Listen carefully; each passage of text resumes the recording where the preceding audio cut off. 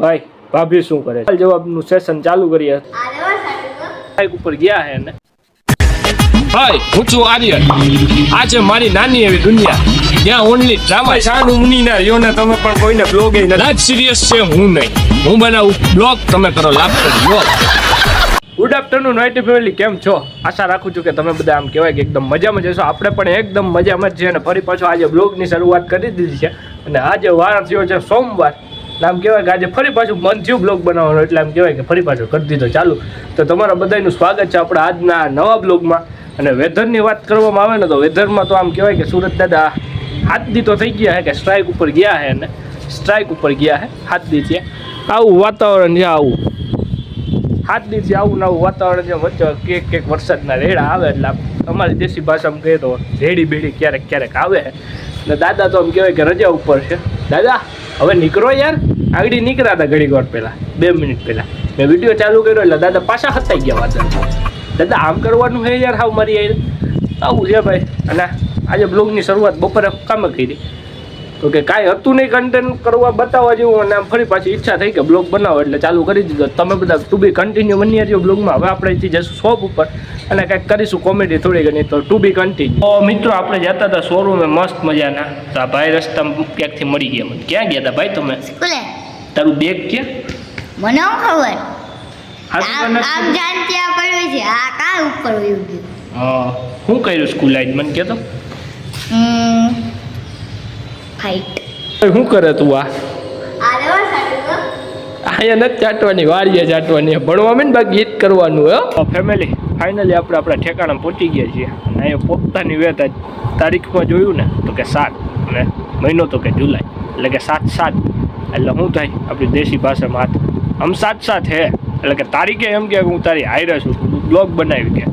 Family તમે higher જ છો ને? કમેન્ટમાં કહી દેજો. અને હજી એક મસ્ત મજાનો મગજમાં ફેક્ટ હાલે છે કે આ 7/7 છે તો ઓલું 7/7 હમ 7/7 હે ઓલું ગીત છે, યાદ હોય તો કોઈને. તો એ હું આજે રિલીઝ થયું તો કે હું હતું એ આપણને ખબર નથી, અથવા તો આજે બનાવ્યું છે કવિએ કે પિક્ચર રિલીઝ થયું છે જે હોય આપણને નથી ખબર. તમને કોઈને ખબર હોય તો જરાક મને નીચે કમેન્ટ સેક્શનમાં કહી દેજો. ને બ્લોગમાં બન્યા રહેજો. આજે થોડુંક કન્ટેન્ટ ફની થવાનું છે કારણ કે થોડી ઘણી કમેન્ટ્સ પડી છે. 4-5 સવાલો આવ્યા છે કમેન્ટમાં, એની આજે જવાબ દેવાનો છે. તો તમે બધા બ્લોગમાં આમ કહેવાય કે બન્યા રહેજો. તો ફેમિલી ફાઇનલી મેં તમને આગળ જે વાત કરી હતી કે આપણી પાસે આમ કહેવાય કે 4-5 મસ્ત મજાની કમેન્ટ આવી છે તો એનો જવાબ દેવો તો જોશે જ, તો કમ્પલસરી હતો. તો આપણે ફાઇનલી હવે એ સવાલ જવાબનું સેશન ચાલુ કરીએ. તો ચાલુ કરીએ વિના ટાઈમ ગવાય. તો પહેલો જ સવાલ છે કે ભાઈ ભાભી શું કરે છે? તો ભાઈ ભાભી એકદમ મજામાં જ છે. તારો ભાઈ એટલો મસ્ત મજાનો કોમેડી હોય તો તારા ભાભી થોડાક દુઃખી થવાના છે યાર.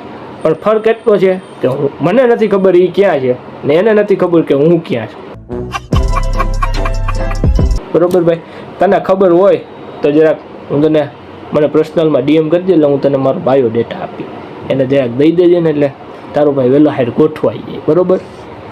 તો હવે આપણે જાય આગળના સવાલ તરફ એટલે કે બીજા સવાલ તરફ. તો તમારા પાસે કઈ ગાડી છે? આ ભાઈ BMW ની ચાવી લાવી તો હું આવું 2 મિનિટ. તેરા બાપ યહાં છોડકર ગયા હતા કે તેરી માં? તો ભાઈ મારી પાસે 2 ગાડી છે, એ પણ 2 વ્હીલ સ્પ્લેન્ડર ને શાઇન 2 ગાડી છે. 4 વ્હીલ આપણી પાસે છે નહીં. 4 વ્હીલ લેવી છે પણ તમારા બધાના સાથ અને સપોર્ટથી આમ આપ્યો છે એવી જ રીતે આપતા રહેશો આગળ એટલે આપણે એક દિવસ સુખનો સૂરજ ઉગાડી દઈશું. 4 વ્હીલ તો હું નાની વાત છે, તમારા સાથ અને સપોર્ટ હોય એટલા માટે. તો ફાઇનલી હવે આપણે જઈએ ત્રીજા સવાલ તરફ એટલે કે ત્રીજો સવાલ છે તમે ક્યાં સુધી ભણ્યા? તો ભાઈ બોપલ લગન. दोपहर तक सुबह मेरा बाप मेरे को स्कूल पे छोड़ के गया और दोपहर को पूरी स्कूल मेरे को घर पे छोड़ के गए. મસ્તી કરું છું, બોપલ લગન નથી ભણ્યો. બીકોમ પૂરું કર્યું છે અને અત્યારે આમ કહેવાય કે ડ્રોપ આવ્યો છે કારણ કે બીકોમના છેલ્લા સેમેસ્ટરમાં એક મસ્ત મજાની કેટી નામનું વિઘન આવ્યું છે એટલા માટે ડ્રોપ આવ્યો છે. અને અત્યારે તમને ખબર જ છે મારા બ્લોગ જોવો છો એટલે હું ત્યાં બેસું છું. અત્યારે આમ કહેવાય કે પાર્ટ ટાઈમ આપણે શોપ પર બેસીએ છીએ અને હમણાં એક્ઝામ પણ દેવાની છે પાછી તેની કેટીની, એટલે એ કેટીને આમ કરવાની ગાયગા સોલ્વ. તો આવું છે. અને હવે ફાઇનલી આપણો છેલ્લો સવાલનો તરફ જઈએ અને જવાબ આપી દઈએ. તો એ છેલ્લો સવાલ છે કે તમારી યુટ્યુબ ઇન્કમ કેટલી છે? તો ભાઈ યુટ્યુબ ઇન્કમની વાત કરું તો 10 લાખ તો નથી, 10 રૂપિયા પણ નથી કારણ કે એ ઇન્કમ લઈ આવવા માટે 1000 સબસ્ક્રાઈબર જોઈએ. પણ આપણા તો હજી ખાલી 41 સબસ્ક્રાઈબર થયા છે. હજી તો 41 to 1000નો આમ કહેવાય કે જાજો ગાળો છે. કવર કરવાનો એ પણ થઈ જાય, કારણ કે તમારો સાથ અને સપોર્ટ છે. 41 લગન પૂગ્યા છીએ 4 વિડીયોમાં, તો એમાંય પૂગી જાશું. તમારો સાથ અને સપોર્ટ છે એટલા માટે મારે કાંઈ ઉપાધિ નથી, અને તે રહેવાનો જ છે એ મને ખબર છે.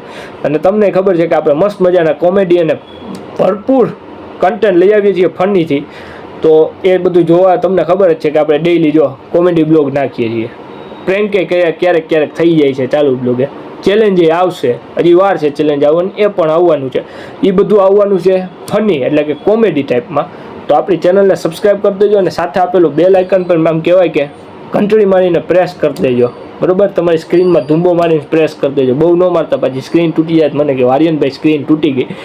તો આવું છે એ આપી દેજો. અને હવે આપણે મળીશું કોઈ નવા બ્લોગ સાથે. તાલગણ આપો મને રજા. જય માતાજી, જય શ્રી કૃષ્ણ, જય ભોલેનાથ.